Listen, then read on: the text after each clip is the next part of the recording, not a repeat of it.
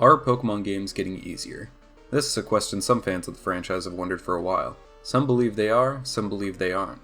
I'm going to be playing through each generation to find out for myself. Are Pokemon games getting easier?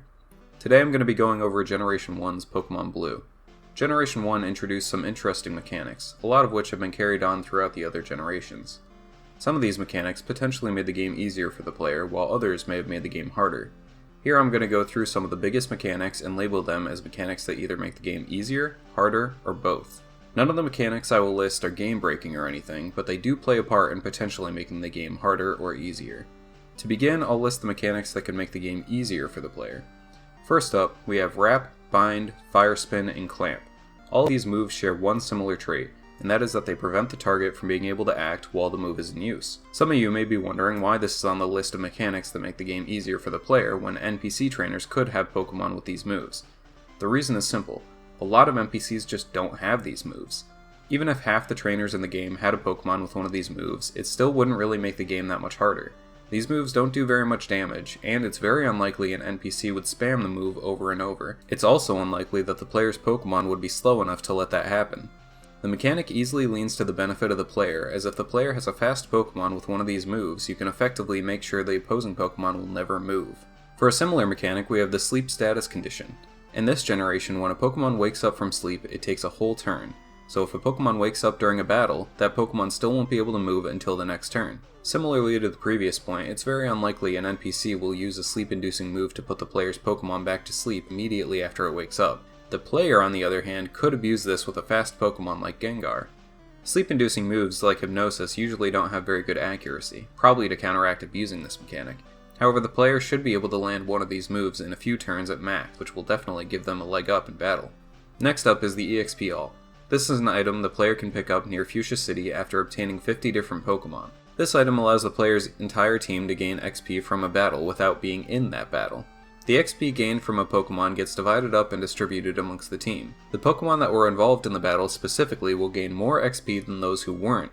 This makes it much easier to level up an entire team rather than training up each individual Pokemon. Lastly, NPC trainers have a lower chance of landing a status-affecting move than the player does. Let's say an NPC trainer tries to use Thunder Wave, a 100 accuracy move in this generation. There's a higher chance that it will miss than if the player had used the same move. Unfortunately, I haven't been able to find a reputable source that 100% confirms this mechanic and explains what the chances of an NPC missing are. I have seen people online say that it's about a 1 in 4 chance for an NPC trainer to land a status-affecting move. However, I can't confirm this. I've known about this mechanic for years, but I can't remember where I learned about it. If anyone has a source that confirms or debunks this mechanic, please let me know in the comment section.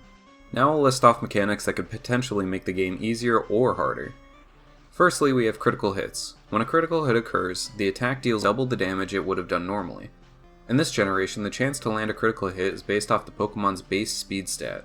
This mechanic is slightly more on the player's side, as the player could use the top 6 fastest Pokemon in the game to have a higher chance of landing a critical hit. But there are a lot of NPC trainers that have fast Pokemon, like the rival who eventually becomes the champion. He has an Alakazam, which is the 6th fastest Pokemon in the game.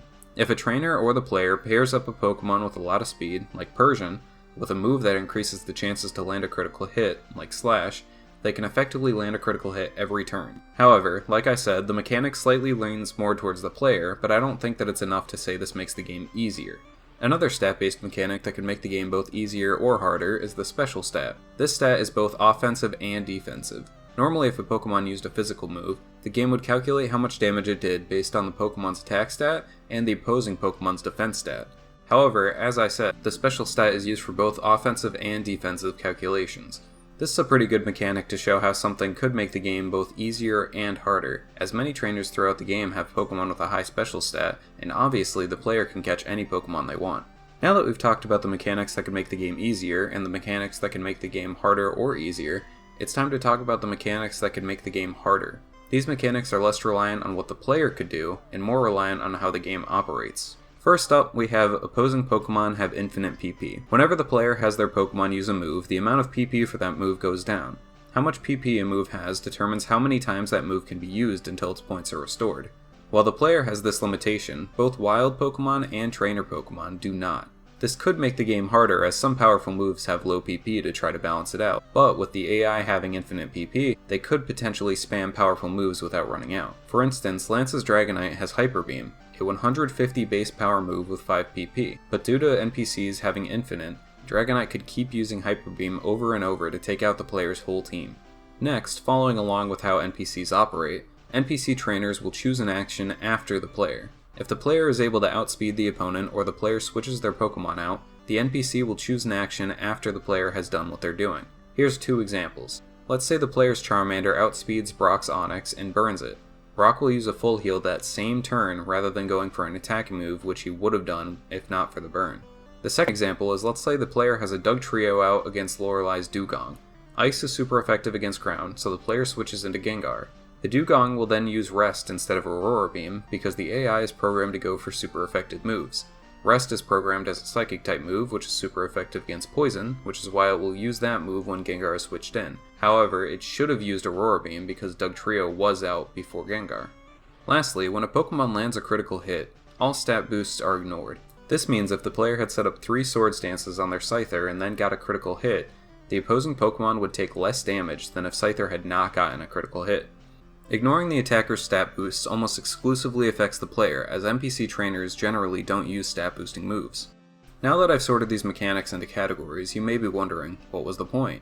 Well, the point here is to visualize the possible challenges or advantages the player may experience while playing through the game and compare them to see if they even out. For this, I'm going to be ignoring the mechanics that could make the game easier or harder. So in total, this game has 4 possible advantages and 3 possible challenges. This means, mechanically speaking, the player has a slight advantage in this game, which makes it easier to get through. The mechanics are just one aspect for how easy or difficult a game can be, though. The player could have a large mechanical advantage, but if the game is well balanced, then that advantage may not matter too much. Arguably, the more important part in this discussion is how balanced the game is when playing through it, so let's get into that. As a reminder, I'm going to be following a set of rules. For the full explanation of every rule, I would suggest checking out the introduction video for this series. But in short, I must play the definitive version for each generation if there is one. Every time one of my Pokemon faints, I will award the game with a point. I cannot use items in battle. I can use any Pokemon I want. I can only gain XP through trainer battles. And lastly, I'll be keeping track of the points each game earns to compare them at the end. Before getting started, I just wanted to mention one more thing. Throughout this video and this series, I'm going to be listing off the levels of my Pokemon before and after important battles. I'm going to be doing this in order to show the amount of XP I can get between these battles using my rule set. The game was made with the idea that players will battle wild Pokemon as well as trainers, so my levels will typically be about the same if not lower than the trainers I'll be battling. Now that that's out of the way, let's get into it. The game begins with me choosing my name and my rival's name. I name him Blue as that's his canonical name. Shortly after I leave my house, I get stopped by Professor Oak and he brings me to his lab to choose a starter. I chose the level 5 Squirtle. Blue, my rival, then challenges me to a battle. I defeat him, and my Squirtle gets to level 6. I continued on through the game until I got to Viridian Forest, where I found and caught a level 5 Pikachu. With Pikachu now in my party, I defeat all the trainers in the forest and enter the Pewter City Gym. Unfortunately, I overestimated Squirtle's strength, and both Squirtle and Pikachu got knocked out by the gym trainer's Diglett. After the defeat, I head back to Route 23 to do the optional rival battle. I defeated Blue and got Squirtle to level 9 and Pikachu to level 8 before heading back into the Pewter City Gym. I lost to the gym trainer once again. On my third try, I finally defeated the single gym trainer and challenged Brock, the first gym leader, with Squirtle now at level 12. I was able to defeat him on my first attempt, which got Squirtle to level 13. With Brock's defeat, I head over to Route 4 and catch a level 9 Spearow. Shortly after, in Mount Moon, all 3 of my Pokemon got knocked out to a trainer's Clefairy due to its spamming Sing. Further in Mount Moon, Squirtle evolved into Wartortle. Once I'd cleared through all the trainers along the way, I made it into Cerulean City with Wartortle at level 18, Pikachu at level 18, and Spearow at level 12.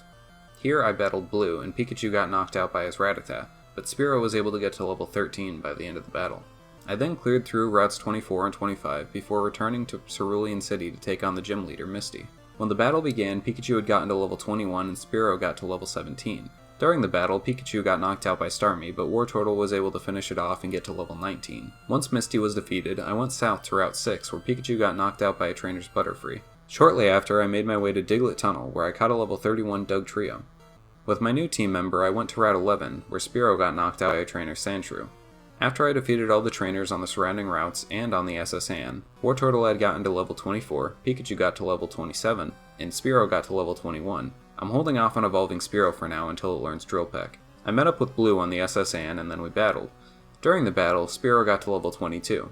I head back to Celadon City after collecting the HM for Cut and defeat all the gym trainers, which got Pikachu to level 28 before challenging Lieutenant Surge. Dugtrio was able to quickly sweep through his team and get to level 32 in the process. After Surge was defeated, I traveled all the way to Route 7. Along the way, I accidentally let Spearow evolve into Fearow, so I won't have Drill Peck until level 34 now. However, while on Route 7, I caught a level 20 Vulpix, which fainted to a trainer's Meowth shortly after on Route 8. Once I defeated the trainers along all the routes near Lavender Town, Wartortle had gotten to level 30, Pikachu got to level 29, Fearow got to level 29, and Vulpix got to level 26. While in Lavender Town, I entered the Pokemon Tower and battled Blue again. During the battle, Wartortle got to level 31 and Pikachu got to level 30. I cleared through some more trainers and gym trainers before arriving at Gym Leader Erica with Pikachu now at level 32 and Vulpix at level 29. During our battle, Fearow and Vulpix both got to level 30. I then entered the Rocket Hideout where I evolved Pikachu into Raichu with a Thunderstone at level 33. By the time I got to Giovanni, Wartortle, Fearow, and Vulpix all had gotten to level 31. Wartortle was able to easily sweep through his team, gaining another level in the process. Giovanni then handed me the Self Scope and I headed back to Pokemon Tower. I stopped by Saffron City's fighting dojo on the way and defeated all the trainers in there, getting Fearow to level 34 and finally learning Drill Peck. While there, I also obtained my 6th Pokemon, level 30 Hitmonlee. With Hitmonlee in the party, I head over to Pokemon Tower and make my way to the top. Once I get to the stairs at the top of the tower, I encounter a Ghost Marowak, who unfortunately I can't run away from or catch, so I have to knock it out. I defeated the Rocket Grunts on top of the tower, which gets Dugtrio to level 35, before Mr. Fuji takes me to his house and gives me the Pokeflute. From here, there's a lot of trainers and a lot of routes without any important battles or anything noteworthy happening. While I've been playing through this game, I've been catching a lot of different Pokemon and storing them in the PC. This is so I can obtain the EXP All from one of Professor Oak's aides in the gate that connects Route 15 in Fuchsia City. With the EXP All, I go around all the surrounding routes and defeat every trainer I see. I then head back into Fuchsia City to defeat all the gym trainers. By the time I had gotten to the gym leader Koga, Wartortle had gotten to level 36 and evolved into Blastoise, Raichu and Fearow both got to level 37, Dugtrio got to level 40, Vulpix got to level 39, and Hitmonlee got to level 33. Dugtrio was able to quickly sweep through Koga's team. I even misclicked at one point, which allowed his second coughing to use a smokescreen on me, but it didn't matter as his wheezing just used self-destruct while Dugtrio was underground, knocking itself out for me without having to risk a miss. During the battle, Dugtrio got to level 41. After Koga, I went into the Silphco building in Saffron City, where Vulpix was knocked out by an Electrode that used Explosion. Shortly after, Vulpix got to level 42 and learned Fire Spin, which is what I've been waiting for. Unfortunately, I was spamming A and accidentally got rid of Flamethrower. I did evolve Vulpix into Ninetales afterwards with a Firestone though. It looks like I'll have to get Fire Blast from Blaine before I can use Ninetales regularly. Further in Silphco, my Hitmonlee got knocked out by Rocket Grunt's Machoke. After healing up, I defeated the other trainers inside of the Silphco, getting Blastoise to level 37, Raichu to level 39, Fearow to level 38, and Hitmonlee to level 35. I then battled against my rival, Blue. During this battle, both Blastoise and Fearow gained a level. After the battle, I continued forward to face Giovanni once again. I defeated him easily, similarly to our last battle. Once he's defeated, him and Team Rocket leave Silphco, and I'm rewarded with a Master Ball. With Silphco out of the way, I head into the Saffron City Gym and defeat all the gym trainers, which got Blastoise to level 39, Raichu and Fearow both to level 40, and Hitmonlee to level 36. I then challenged Gym Leader Sabrina, and Fearow quickly swept her whole team. I made my way to Cinnabar Island afterwards, and by the time I reached Gym Leader Blaine, I had defeated all the trainers along the water routes, the trainers in the Pokemon Mansion, and all the gym trainers, which got Blastoise to level 44, Raichu to level 41, Fearow and Hitmonlee both to level 42, and both Dugtrio and Ninetales to level 43. Blastoise was able to sweep through Blaine's team without even taking damage. With Blaine defeated and no more trainers to battle, I headed back into Viridian City to enter the 8th gym. I defeated all the gym trainers, which got Blastoise to level 45, Raichu to level 42, Fearow to level 43, and both Dugtrio and Ninetales to level 44 before challenging Gym Leader Giovanni. Similarly to our 2 previous battles, he wasn't hard. Blastoise swept through his team and gained a level in the process. Blastoise only took damage from his Nidoking after I missed 3 Surfs in a row due to Dugtrio using Sand Attack earlier in the battle. Now that I have all 8 gym badges, I head into Route 23 towards Victory Road, where I'm stopped by Blue for a battle. My Raichu got knocked out by his Gyarados after a critical hit Hydro Pump, and later my Dugtrio was knocked out by his Alakazam after it set up a Reflect. After the rival battle, I make my way through Victory Road and into the Indigo Plateau. After using some vitamins, the last of my rare candies, and updating my Pokemon's moves, I'm ready to face the Elite Four. My team is currently comprised of Blastoise at level 47 with Withdraw, Skull Bash, Surf, and Blizzard. Raichu at level 45 with Thunder, Body Slam, Thunder Wave, and Agility. Fearow at level 46 with Drill Peck, Mirror Move, Fly, and Sky Drop. Dugtrio at level 46 with Slash, Rock Slide, Dig, and Earthquake. Ninetales at level 45 with Fire Spin, Reflect, Quick Attack, and Fire Blast. And lastly, Hitmonlee at level 45 with Double Kick, Mega Kick, Strength, and Jump Kick. From this point on, my Pokemon may level up between battles, but I won't announce it like I have previously. The levels will update on the overlay though if you're curious. With this team, I enter the Elite Four, starting with Lorelei, who I'm able to defeat without even being hit. Next up was Bruno, which was an interesting battle. Fearow was unable to one-shot his Hitmonchan, and it went for counter in retaliation, which should have been the end for Fearow, but luck was on my side and its counter missed. Hitmonlee didn't even bother attacking, Bruno just kept using X-Defense. And then Bruno's Machamp used an X-Defend on the first turn, which let me charge up my Sky Attack. But then my luck wore out as my Sky Attack missed, as he went for Focus Energy. Not wanting to risk another miss, I went for Drill Peck as Machamp used Focus Energy again. I used Drill Peck again, and this time he actually attacked me with Submission, but at this point it was too late, as I had sped him the next turn to knock him out and win the battle. Hitmonchan's counter would have and should have knocked out my Fearow, and I don't know why Machamp used 2 Focus Energies. Agatha is the next Elite Four member, but Dugtrio was able to sweep through her whole team without being hit. The last Elite Four member is Lance. My Raichu missed Thunder against his Gyarados, which retaliated with a Hyper Beam, knocking out Raichu. In Generation 1, if Hyper Beam knocked out a Pokemon, there is no recharge turn, so when I send in Blastoise, Gyarados is just barely able to take it out before I can take Gyarados out. From here, the rest of my team slowly faints to his. Well, that was unfortunate, however my team is now slightly higher leveled, so maybe this time I can defeat them. I begin again against Lorelei, who was able to knock out my Hitmonlee this time. Next, I had another interesting Bruno fight. This time his Hitmonchan paralyzed my Fearow with Thunder Punch, but Fearow was able to eventually take it out. From there, the rest of my team was able to handle his. Afterwards, my Dugtrio was able to sweep through Agatha's team again. I made it to Lance again. Raichu missed another Thunder, but Gyarados used Hydro Pump, which Raichu survived and was able to land my next Thunder to take out Gyarados. I was able to take out his 2 Dragonairs, but unfortunately Blastoise went down to Aerodactyl after it survived a Surf on very low HP. Then Ninetales was unable to take out the Aerodactyl with a Quick Attack. Aerodactyl then got 3 critical hits in a row to take out Ninetales, Fearow, and Hitmonlee, knocking itself out with Takedown against Hitmonlee. I tried to paralyze Stall the Dragonite, but it was able to knock out both Raichu and Dugtrio due to them being at low HP already. You know what they say, third time's a charm. Lorelei's battle went the same as the second time I fought her. She was able to take out my Hitmonlee again. I had no issues with Bruno this time, and Agatha was an easy sweep like always. She did manage to confuse my Dugtrio, but then immediately cured the confusion with Haze, which I thought was interesting. I got to Lance once more, and Raichu managed to miss the first Thunder again. But, like attempt 2, Gyarados just used Hydro Pump, and Raichu was able to land the second Thunder. Hitmonlee got knocked out by Aerodactyl, but I was able to keep Blastoise alive this time to use Blizzard against Dragonite, finally winning the battle. Now I just had to battle the champion, my rival, Blue. I didn't have another revive for Hitmonlee, so it looks like it's going to be a 5v6. My Raichu actually managed to land the first Thunder for once against his Pidgeot, but it survived on a sliver of HP. Luckily, it had to charge because it was using Sky Attack, so I used the opportunity to knock it out with a Body Slam. Fearow got knocked out by Alakazam when it got a critical hit Psybeam. Dugtrio then got knocked out by a Psychic after dealing some damage with Dig. I tried to use Ninetales to finish it off with a Quick Attack, but due to Ninetales having a really low attack stat, Alakazam hung on and retaliated with a critical hit Psybeam, but Ninetales hung on as well with only 5 HP.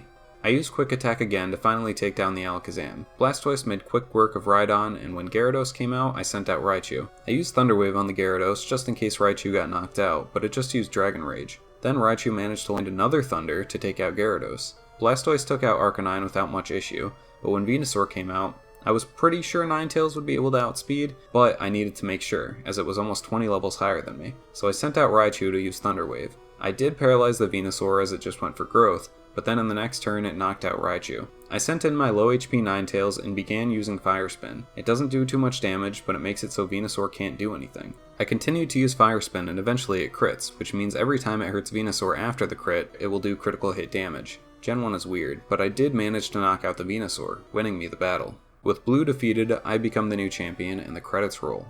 This is the end of the main game, however Red, Blue, and Yellow don't have much of a post-game. I could rematch the Pokemon League, but their levels don't change. There isn't anything left to do in the game based on the rules I set. The only thing I could do is go catch Mewtwo now that I'm the champion, but I have a Master Ball, so it's not going to be a hard task, and it would be pointless for this comparison. So, with that, I end my gameplay of Pokemon Blue. But how did I do? Well, if we take a look at my score, this game received 45 points for the main game and 0 points for the post-game, as there was no post-game, so the game has 45 points as its total. Overall, the game wasn't that difficult, but let's see where exactly the game received points. I organized a spreadsheet to keep track of exactly where my Pokemon fainted.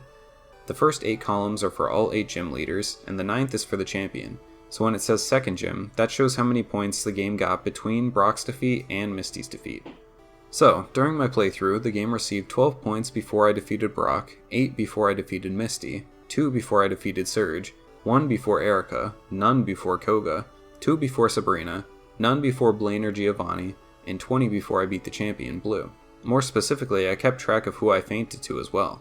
The categories for this are Wild Pokemon, Trainers, the Rival, the Evil Team Admin or Leader, Gym Leaders, Elite Four members, and the Champion. So if we take a look at this, 23 points were given to regular trainers, 3 for the Rival, 1 for a Gym Leader, 15 to the Elite Four, and 3 for the Champion. Over half of the points the game had received were from Pokemon trainers. Now where does this stand when compared to the other games? Well, stay tuned to find out. In the next video I'll be going over Pokemon Crystal. Until then, take care and have a nice day.